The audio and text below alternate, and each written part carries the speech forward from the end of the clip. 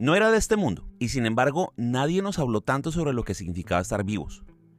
David Bowie fue uno de esos artistas que no solo habitaron el escenario, sino que lo estiró, lo deformó, lo electrificó, lo convirtió en un ritual, en un disfraz, en un mensaje cifrado. Para entenderlo, si acaso se puede, no basta con escuchar sus discos. Hay que entrar en su cabeza como se entra en una galería de espejos, sabiendo que lo que vas a ver no es real, pero igual te transforma. Bowie fue un artista de esos que ya no se fabrican. Su obra no era solo musical, era teatral, era filosófica, era visual. Él fue Ziggy Stardust en Alienígena Glam. Fue el Duque Blanco, elegante y cruel. Fue un androide poético, un chamán del siglo XXI, un hombre que hizo de su vida una performance sin final feliz. Cada uno de sus personajes era una capa más en la cebolla, que nunca se terminaba de pelar. Y en ese juego de máscaras terminó revelando más verdades humanas que cualquier artista de su tiempo. Su estética no era decorativa, era política, porque Bowie entendía que la imagen como el sonido pueden ser disruptivos. No solo vestía de forma andrógina, ponía en jaque las nociones de identidad, de masculinidad, de norma. En un mundo binario, Bowie era un glitch hermoso, y lo hizo décadas antes de que palabras como fluidez de género o no binario fueran parte del discurso común. Su sola presencia cuestionaba lo establecido, y si ser diferente no fuera un defecto sino una declaración. También fue un artista profundamente consciente del tiempo, no el tiempo como calendario, sino el tiempo como mutación. Cada década fue para él una piel distinta: el glam, el soul, el krautrock, el pop masivo, el industrial, el jazz. Él no reciclaba sonidos, los reinventaba, los deformaba, los cruzaba con ciencia ficción, filosofía y moda. Su carrera fue una fuga hacia adelante, una negativa constante a ser predecible, domesticado o cómodo. Pero tal vez su mayor acto de valentía fue mostrarse vulnerable. A través del artificio, Bowie hablaba de soledad, de muerte, de pérdida. Space Oddity no es sobre un astronauta, sino sobre la angustia de no pertenecer. Ashes to Ashes no es una secuela, es una recaída. Y Black Star, su último álbum, es un testamento disfrazado de elegía yacera, una carta de despedida desde el otro lado del universo. David Bowie no fue un cantante, fue un fenómeno cultural, una constelación de símbolos, un ser que descendió de su nave para recordarnos que lo raro es hermoso, que el arte debe incomodar, y que el verdadero viaje no es hacia Marte ni hacia Venus, sino hacia adentro, donde todo es incierto, donde al igual que él, todos somos un poco alienígenas. Antes de ser Ziggy, antes del Duque Blanco, antes de los trajes brillantes y los ojos de diferente color, él fue simplemente David Robert Jones, nacido el 8 de enero de 1947 en Brixton, un barrio obrero del sur de Londres. Era un hijo de la posguerra, el razonamiento, el gris británico, los escombros de la Segunda Guerra Mundial todavía en el aire. Su padre, trabajador en una organización benéfica infantil, su madre, camarera y secretaria. Un hogar común, pero con una grieta por donde se colaba el arte. Desde chico, Bowie no encajaba. Era sensible, curioso, propenso a los silencios y la contemplación, pero también era inquieto.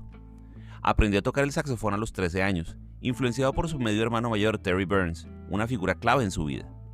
Terry fue quien lo introdujo en la literatura beat, el jazz, el arte moderno, pero también le mostró el rostro de la locura. Terry sufría esquizofrenia y pasaría la mayor parte de su vida institucionalizado. El tema de la salud mental, el miedo a la herencia, el vértigo del descontrol, quedó grabado a fuego en la psique de Bowie y aparece una y otra vez en su obra, disfrazado de astronautas, androides o héroes distorsionados. En la adolescencia, David descubrió el rock and roll y todo cambió. Elvis Presley, Little Richard, Chuck Berry eran más que música, eran escape, identidad, otra manera de existir. Empezó a formar bandas, a cambiar de nombre artístico para evitar confusiones con Davy Jones de The Monkees y a experimentar con estilos musicales sin aún encontrar su voz. Fue mod, fue hippie, fue cantante de pop, fue actor frustrado. Fracasó muchas veces, pero no se detuvo. También desarrolló una obsesión con el control de la imagen, estudió mimo, teatro japonés, diseño, actuación. Él no solo quería cantar, él quería encarnar algo. Cada gesto, cada peinado, cada plano de sus videoclips estaba pensado. Entendió antes que nadie que la identidad podía ser una obra de arte maleable, que no había que encontrar quién eras, sino inventarte una y otra vez si hacía falta. En 1969, con Space Oddity, llega su primer gran éxito, pero no fue sino hasta unos años después que la figura David Bowie comenzó a eclipsar a cualquier otro personaje del mundo musical. No porque cantara mejor, sino porque se atrevía a ser otro en cada paso. y en ese juego nos mostraba que nosotros también podíamos hacerlo. Bowie no nació estrella, se convirtió en una, y más que eso, se construyó como mito, ladrillo por ladrillo, con la lucidez de quien sabía que estaba escribiendo su propia leyenda. En 1972, mientras la televisión inglesa mostraba matrimonios reales y la radio seguía empalagada con baladas inofensivas, David Bowie bajó del cielo con una guitarra eléctrica, zapatos de plataforma de 15 centímetros y una peluca roja, declarando que era un alienígena bisexual dispuesto a salvar el mundo a través del rock and roll. Así nació Ziggy Stardust. The Rise and Fall of Ziggy Stardust and the Spiders from Mars no fue simplemente un disco, fue una ópera glam, una narración apocalíptica, un acto de sabotaje cultural. Ziggy era el mesías del fin del mundo, una figura andrógina que mezclaba a Jimi Hendrix con Stanley Kubrick, una criatura de otro planeta con más glitter que pasado. Su mensaje era clarísimo: lo raro es sublime, lo inadaptado puede ser hermoso y el cuerpo es un escenario donde todo puede ser reinventado. Bowie no interpretaba a Ziggy, Bowie era Ziggy. En cada entrevista, en cada show, en cada aparición pública, el personaje absorbía al hombre real. Y eso inquietaba, porque Ziggy era descaradamente queer, ambiguo, provocador. Se besaba con su guitarrista en pleno escenario, usaba maquillaje y enterizos ajustados, hablaba de apocalipsis y de amor extraterrestre como si fueran la cosa más natural del mundo. Fue la primera vez que la música pop se cruzó de frente con el performance artístico. No se trataba solo de canciones pegajosas, sino de crear un universo. Ziggy tenía un origen, una misión, una caída. Era Bowie jugando a ser Dios con su propio avatar, mientras millones de adolescentes asustados, reprimidos, pero a la vez fascinados, encontraban en él una nueva forma de existir. Detrás de esa fachada glamorosa había una crítica feroz al culto de la celebridad, a la obsesión con la imagen, al vacío de una sociedad que necesitaba salvadores porque había dejado de creer en sí misma. Bowie te mostraba el artificio mientras lo encarnaba, y en ese acto nos decía: esto también es una mentira, pero es una mentira que te puede salvar. Ziggy fue tan poderoso que casi destruye a Bowie. La línea entre personaje y persona se volvió insostenible. En 1970, en pleno apogeo, Bowie se sube al escenario en Hammersmith Odeon y, para sorpresa de todos, anuncia que Ziggy se va. Lo mata en vivo, como quien sacrifica a su criatura para poder respirar de nuevo. No es una despedida cualquiera, es una muerte ceremonial. Porque Bowie no quería ser prisionero de su propia creación, y porque entendía que todo ícono debe saber cuándo desaparecer. Pero Ziggy no murió del todo. Se desintegró en millones de partículas que siguen flotando en el universo de la música, del arte, del género. Ziggy fue Bowie, sí, pero también fue un espejo para quienes necesitaban verse distintos sin tener que pedir perdón por ello. Cuando Ziggy Stardust murió sobre el escenario, Bowie no respiró aliviado, se quedó sin piel. Había creado un personaje tan perfecto, tan envolvente, que al desprenderse de él quedó expuesto, vulnerable, desorientado. Lo que vino después no fue liberación, sino vértigo. Y entramos así en la etapa más oscura de su vida. El Bowie de mediados de los 70 vivió en Los Ángeles, rodeado de cocaína, paranoia y ocultismo barato. Apenas comía, dormía vestido, llenaba libretas con símbolos esotéricos y hablaba con su propio reflejo. De esa decadencia nació otro personaje, el Duque Blanco, el Thin White Duke, una figura fantasmagórica, aristocrática, fría como mármol. El Duque era elegante, sí, pero también inquietante. Se movía como un vampiro decadente, con una voz que parecía flotar sobre la superficie de la música. En 1976 lanza Station to Station, un álbum que no recuerda haber grabado según él mismo. Es la voz de alguien que se está desmoronando con estilo. El Duque era todo lo contrario a Ziggy. No había color, no había calor, solo una línea de tren, una figura espectral y una melodía que parecía salir de una mente a punto de colapsar. Y justo cuando parecía que Bowie se iba a quebrar del todo, huyó a Berlín. Y fue un exilio voluntario, dejó Hollywood, dejó las fiestas, dejó los flashes y se refugió en un apartamento humilde junto a su amigo Iggy Pop, comiendo huevos duros y pintando acuarelas. En esa ciudad dividida, gris, todavía marcada por la guerra y el humo, encontró una nueva forma de respirar. Allí nace la famosa trilogía de Berlín, una de las etapas más brillantes y radicales de su carrera. Low, de 1977, Heroes, también de 77, y Lodgers, de 1979. 3 discos que rompen con todo lo anterior. La influencia de Brian Eno, genio del ambiente y la experimentación sonora, es clave. Bowie deja atrás el glam y se sumerge en sintetizadores fríos, paisajes instrumentales, estructuras fragmentadas. Su voz ya no lidera, flota. La emoción se filtra por las grietas. Heroes es sin duda el punto más alto. Es una canción sobre dos amantes besándose junto al muro de Berlín, desafiando la vigilancia y el miedo. Pero también es una declaración de resistencia íntima. We can be heroes, just for one day. No hay promesas eternas, solo hay momentos efímeros que nos salvan del derrumbe. En esta etapa Bowie dejó de ser ídolo para convertirse en un artista total. Rompió las estructuras del rock convencional, desafió las formas narrativas de la música pop y abrazó el minimalismo, el ruido, el silencio. Mientras todo el mundo sonaba a buscar más grande, él eligió desaparecer en el sonido. La etapa Berlín también es un acto de humildad. Bowie dejó de querer brillar para empezar a escuchar. Se convirtió en canal más que en figura y en ese proceso renació. No como un nuevo personaje, sino como alguien que ya no necesitaba máscaras para crear. O mejor dicho, alguien que entendía que las máscaras podían ser ventanas y no muros.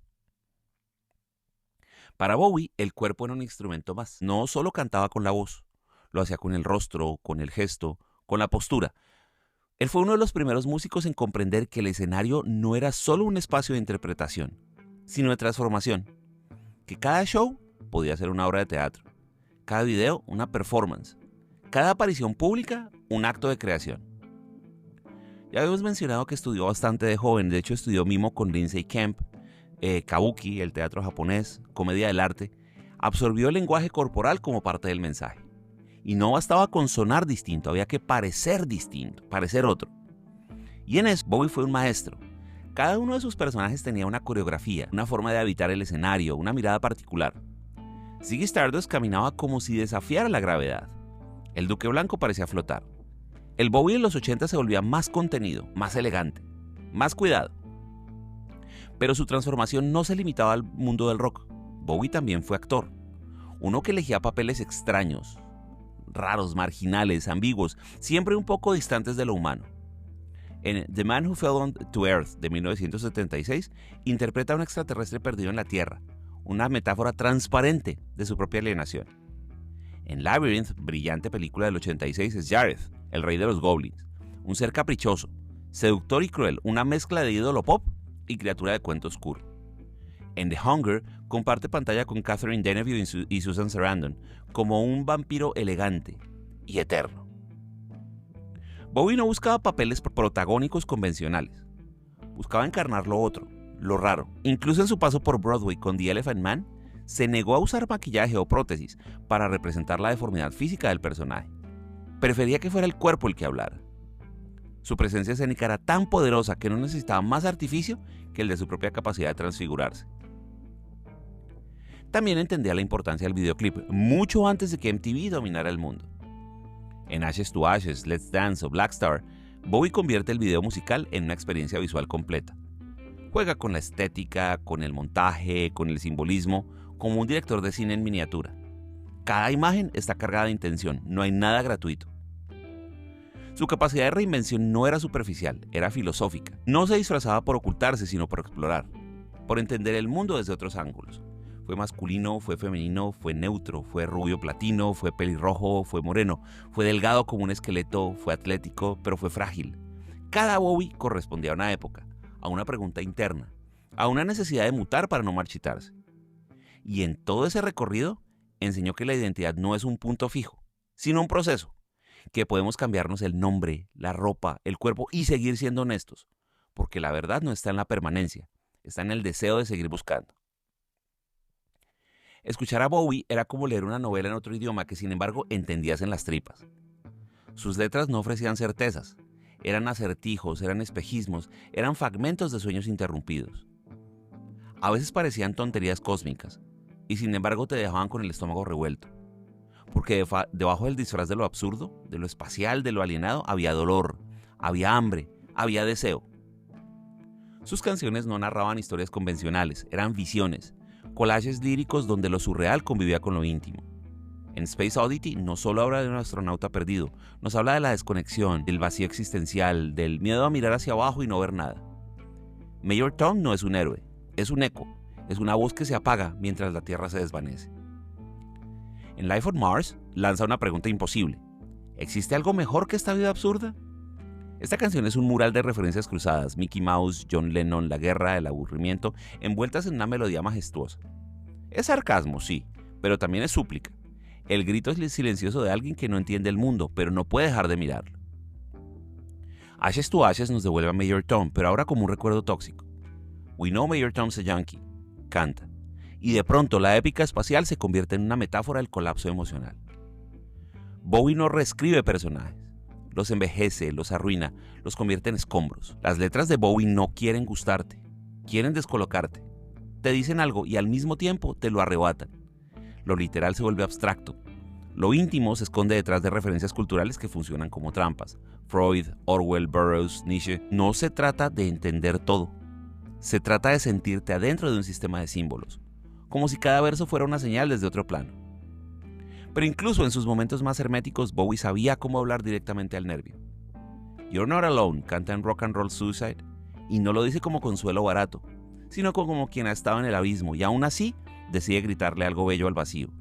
Porque eso era Bowie, un traductor de emociones difíciles, un narrador de lo innombrable.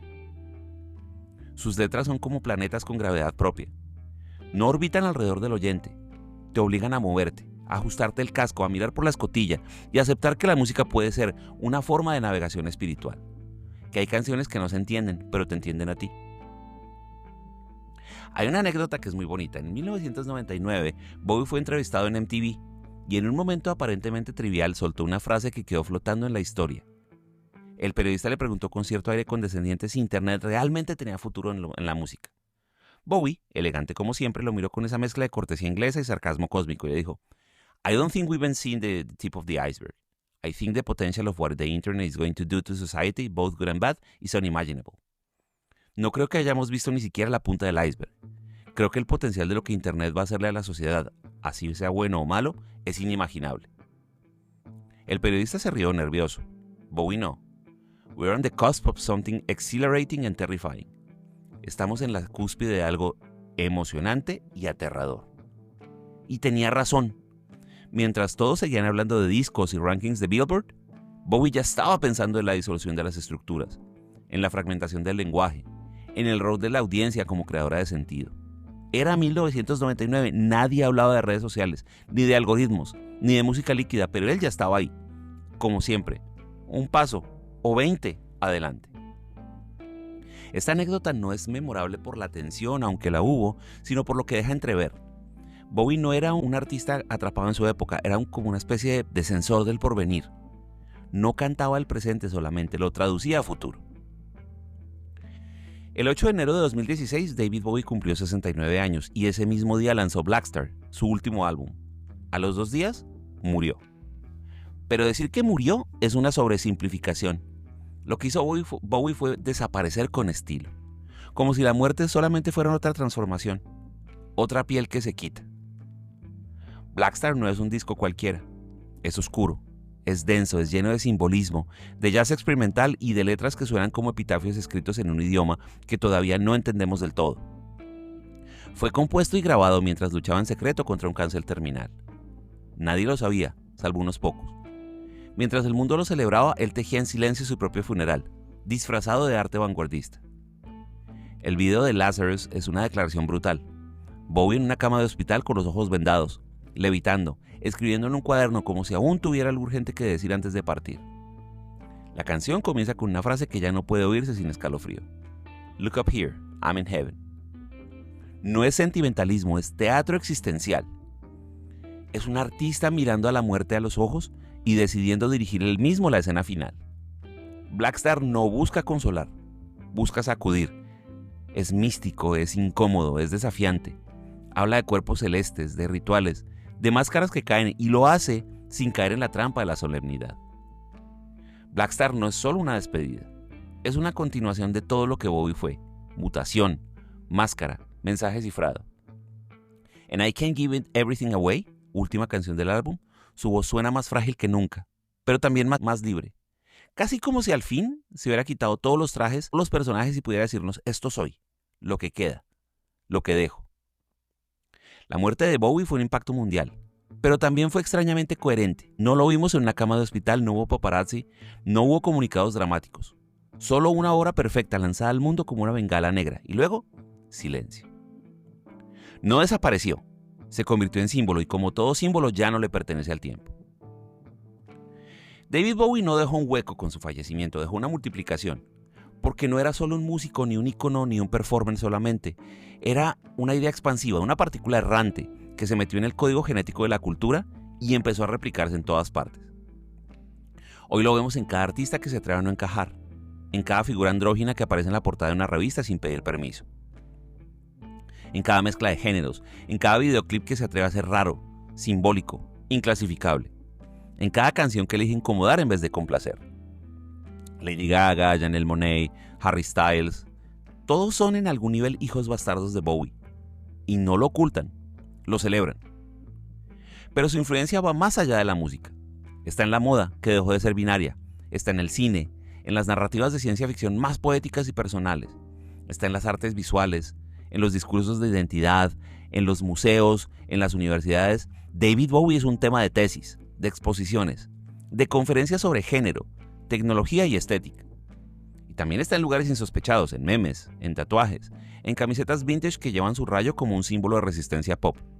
Porque el rayo no es solo un diseño, es un manifiesto visual. Es la marca de lo otro, lo que rompe el molde y lo convierte en arte. Pero más allá de todo eso, Bowie dejó una actitud, una forma de estar en el mundo, de no conformarse, de moverse siempre hacia lo nuevo, aunque eso signifique perder público, fama o certezas. Él enseñó que se puede fracasar con estilo, que se puede envejecer con rareza, que se puede morir sin volverse víctima. No fue perfecto, tuvo errores, tuvo excesos, tuvo silencios cuestionables, pero en lugar de construirse como estatua de bronce, se ofreció como espejo deformante, para que cada quien viera en él algo diferente.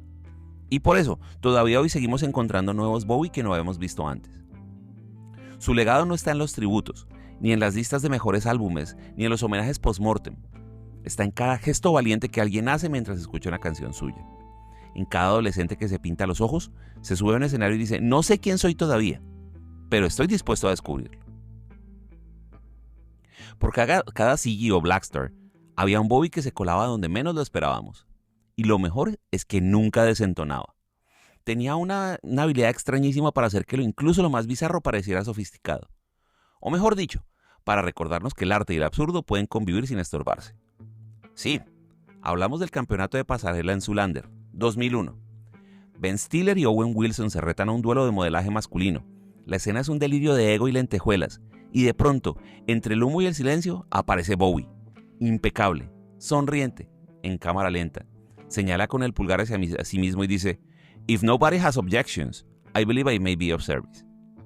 Y claro que lo está, porque en medio de una parodia ridícula, él encarna la autoridad final en estilo. En 2 minutos de pantalla, sin despeinarse, se convierte esa escena en un icono pop. ¿Cómo? Simplemente siendo él, siendo Bowie. Porque solo alguien que se ha reinventado 1000 veces puede darse el lujo de burlarse de todo eso y salir más cool que antes. Pero no fue su única aparición inesperada. Bowie también tuvo un dueto navideño con Bing Crosby, donde cantan Peace on Earth, Little Drummer Boy, en un especial de televisión que parece salido de una simulación rarísima. Está vestido como el yerno perfecto, canta suave, parece domado, hasta que lo miras bien y te das cuenta que sigue siendo una criatura de otro planeta jugando a ser normal. Otras rarezas: él puso la voz del emperador de Atlantis en un videojuego, en Omicron. Colaboró con Trent Reznor en un remix de I'm a Friend of Americans que suena como si una pesadilla industrial chocara con un desfile de modas. Apareció en un capítulo de Extras, donde improvisa una canción al piano, insultando a Ricky Gervais con una dulzura demoníaca.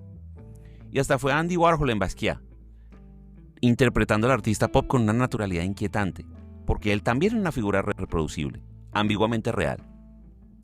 Esas apariciones no son caprichos, son parte de su mensaje. Bowie no protegía su marca como una vaca sagrada, la dejaba jugar, porque entendía que el prestigio verdadero no teme al ridículo, que lo sublime también puede pasar por lo pop, lo kitsch, lo inesperado. Y así, en medio de canciones sagradas y performances intensos, también nos regaló estos pequeños regalos raros, estos momentos de comedia brillante donde parecía decirnos: no te lo tomes tan en serio, el arte también se ríe. David Bowie nunca fue un hombre, fue una pregunta con figura humana, una interrogación andante sobre lo que significa ser, transformarse, desaparecer. Mientras otros artistas buscaban consolidarse, Él se dedicó a derramarse en direcciones opuestas, a disolver las fronteras entre el cuerpo y el personaje, entre lo masculino y lo femenino, entre el sonido y la visión. No vino a darnos respuestas, vino a mostrarnos lo hermoso de no encajar, a decirnos que con cada transformación que la identidad no es un ancla, es un cometa, que el arte no es algo que se posee, sino que se habita, que se puede tener miedo, desear, fracasar, mutar y seguir siendo auténtico. Nos enseñó que hay belleza en el artificio, verdad en la máscara y poder en la diferencia. Nos mostró que lo extraño puede ser casa, que lo oscuro puede ser guía, y que incluso la muerte, la más definitiva de las funciones, puede convertirse en performance. No para negarla, sino para abrazarla con dignidad, con estilo, con la música adecuada. David Bowie no está en ningún lugar y por eso están todos. En un riff que se convierte en lamento, en un maquillaje exagerado que revela más de lo que esconde, en un verso que suena como si viniera del espacio, pero que te toca justo donde duele. No es que lo extrañemos, es que a veces nos gustaría preguntarle cómo seguir mutando sin perdernos del todo. Y tal vez su respuesta sería un silencio elegante, una media sonrisa y una canción que aún no hemos aprendido a cantar. Gracias.